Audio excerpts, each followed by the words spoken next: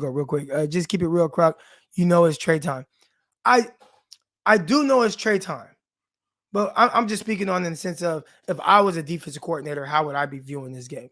And I'm throwing everything at this rookie. I know he ain't seen none of this. All right, but we're gonna bring my guy on right now, and we're gonna see if what he thinks about this. So you guys go ahead and welcome my guy Wayne Breezy. What's going on, Croc?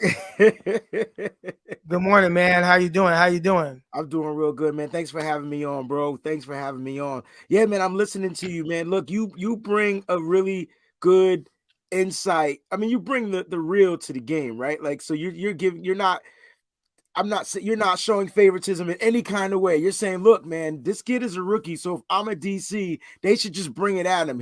No rookie should be able to handle everything we can throw, including the kitchen sink, right? So you're speaking facts. Right. And so I just wanted to give you a thumbs up on that. But I'm a Trey Lance guy, man. I've been a Trey Lance guy since the pre-draft, and so yeah. And here's the reason why the 49ers haven't had a quarterback that can, when plays break down, bro, like stuff can just be extended just off of pure athleticism or pure wit or pure whatever it is to make a play happen. I mean, you could say Jeff Garcia might have been the last quarterback that we've seen do things off script. I guess that's the correct term you want to call it. Steve Young was a master at it, right? But it took him time to even get acclimated into the 49ers, stint of being a quarterback, because Joe Montana had did things his way for so long. When we saw Steve Young, we didn't know what to expect. Matter of fact, Steve Bono was the guy that was actually better, and he was the third string quarterback at the time until the game slowed down for Steve Young. I think what we're seeing from Trey Lance and what you saw from week 5 to week 17, you actually saw progression from the kid, right? You saw him make his mistakes. And the cool thing I like about Trey is that it just doesn't seem like he's making the same mistakes over and over. Now, I'm not going to talk about mechanics. That's your job. I'm just talking about mistakes. Like the way he like his throws, him missing this read, missing that read. His mechanics is probably going to be off for a time. Right? I mean, it's going to take time for him to get it, unless that's what they're teaching him. If you watch, the quarterback room with your bro, Sullivan, he was talking about that. Man, they might actually be teaching him how to throw like this. I wouldn't, but it could be the way that they have him doing his throws, the way he's stepping into his throws. What I saw from Trey Lance in week 17, though, was a person. Hold on, real quick. I want to ask you first. Well, matter of fact, first, real quick, before I even ask you a question, let everybody know where you're coming from. Like, you know what I'm saying? What you got, your YouTube? Because I didn't even give you a proper introduction, man. So bro, let them know where they can find you real quick, your YouTube channel and all that stuff. For sure. Listen, man, I'm Wayne Breezy. So if you want to see some more 49er content, we got a Nitty Gritty Niners talk show over there. I got 3 amazing hosts that host the show with me each and every Monday, Thursday. We do brilliant shows on Patreon and break things down as well. But if you go to youtube.com/Wayne Breezy, that's where you'll find it. You know what I'm saying? And we have guests on as well. All right. So I want to ask you real quick. Actually, we have a super chat right here from our guy Big Dez. He said Breezy in this. You already know what he's saying. He said, I got my glasses on. I'm sorry, y'all. Hold on. Let me maximize this real quick. I got you, bro. Okay, go ahead. He says, can we cure some of those pass blitzes with our run game? Rams linebackers suspect as hell. Run game and Kittle should shine. Oh my gosh. Listen, Big Dez, I feel like you're in my playbook inside of my head, right? Because I got to do my morning show once I jump off of here and your show is over. I got to do a morning show, and my show is going to be based around something he said in there. I'm not going to give it away, but it's going to be based around something he said.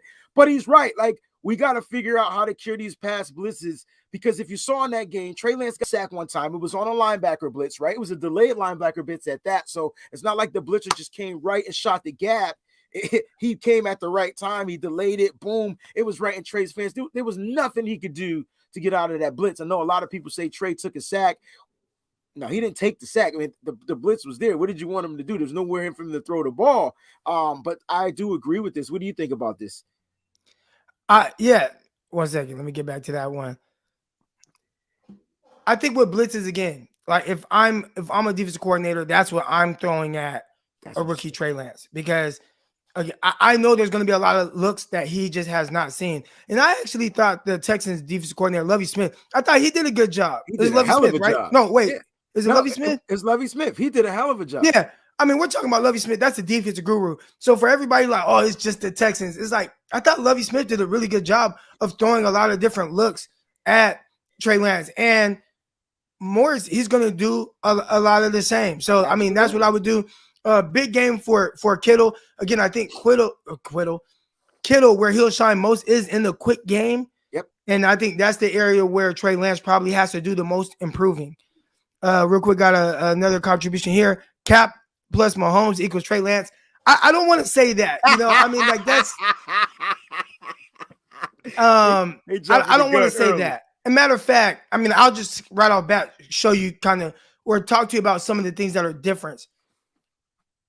One, Cap, I think his arm was actually a little bigger. Cap, he could throw Lance has a hose. Yeah. Cap, that thing could carry. It's not like way stronger or anything like that, but Cap, and I think Cap's straight line speed was faster. Yes, like it was. Cap, he get up to full speed and you're not catching him from behind. He was able to have 90-yard touchdown runs and stuff like that. As far as Mahomes, I'd say right now, and I'm just talking about the things what those guys do better and maybe where Trey Lance has room to grow.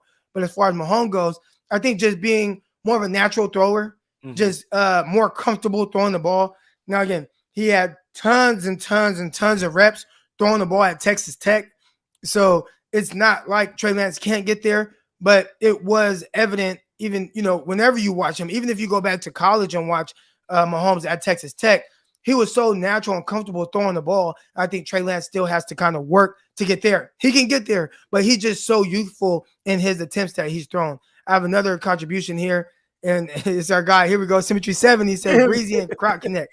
Let's go. That's my guy right there. I love when he comes on here. Sir. But and I'll leave that up.